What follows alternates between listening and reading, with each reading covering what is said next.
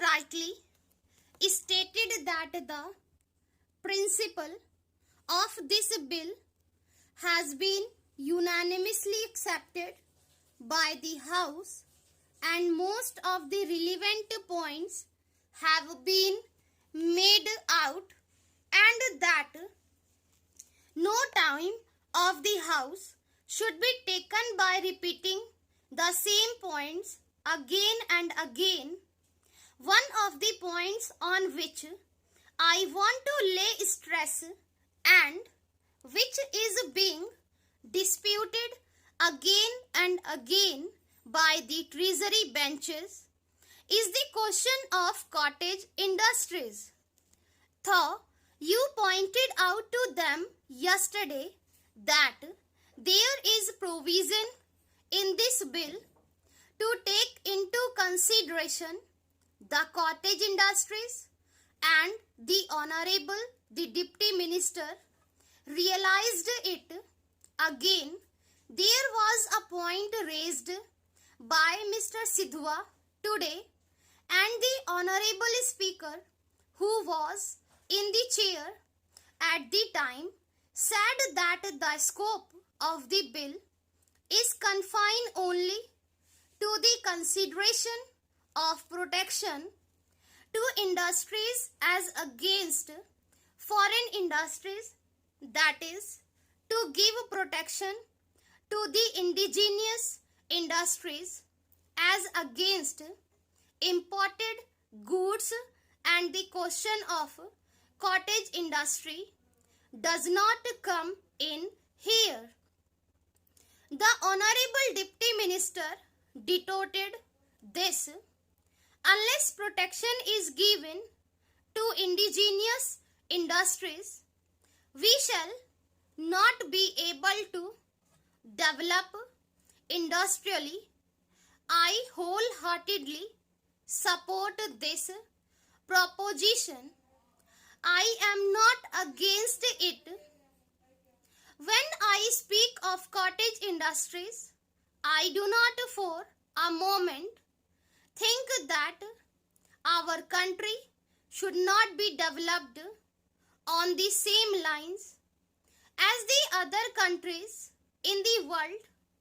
I want that every villager should have the same amenities that we sitting in this house have.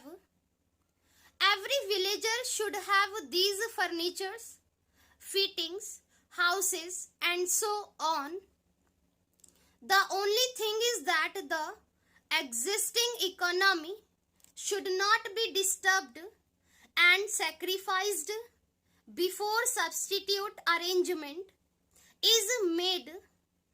Before we give protection to any bigger industries, the first thing we should consider is that the materials which are at present being produced in our villages to meet the requirements of our villages and on which the economic life of the villagers rest are properly safeguarded.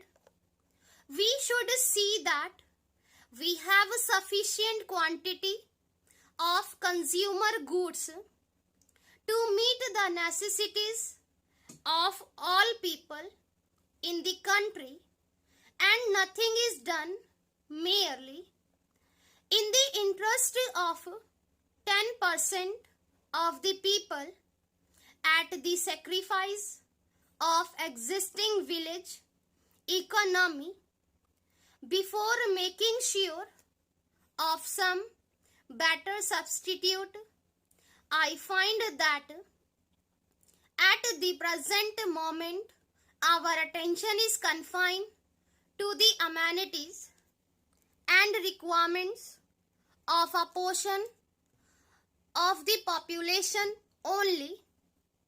The other day, my honorable friend Mr. Krishnamachari, whom I regard as a great economist and who knows finance, etc., and looks to the interest of the country and gives very good advice and said that we do not want to go to medieval age and the luxury of yesterday is the necessity of today, and that few articles which we import today from many foreign countries and the few industries which we are starting for recreation and amenities of the people should not be grudged. I agree with him. I do not grudge them, but looking to the condition as it is today and the circumstances under which we are placed and over which we have no control, if we want to develop our country on the same basis as other countries have done industrially and otherwise, we do not have at our command all the necessary materials, and we simply cannot do it with the speed. We have to depend upon others. So at least during the transitional period, it may be that the necessities of yesterday may have to be regarded as the luxuries of today, and for some time have to take to austerity to be squarely distributed. I welcome this bill most heartily when I went through it, but when the Deputy Minister was speaking, he probably overlooked or gave scant attention to one point.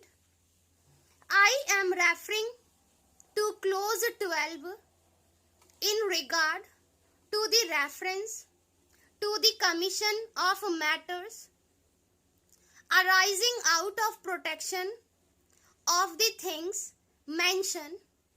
There is the different sector of the country's economy on which the commission may inquire and report. Whenever we start new industries and give protection to them, this clause is always neglected.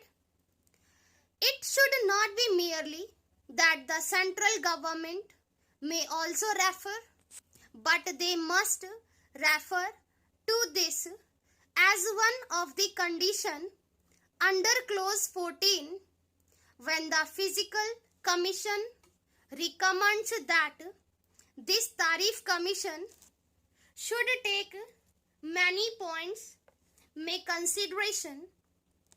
The different sectors of the country's economy must be one of the points that must be taken into consideration.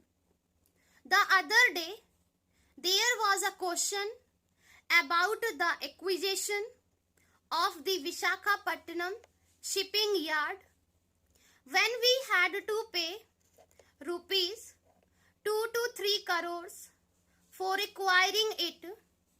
One of the points we took into consideration was the unemployment of 4,000 workers, and for keeping them in employment we suffered a loss.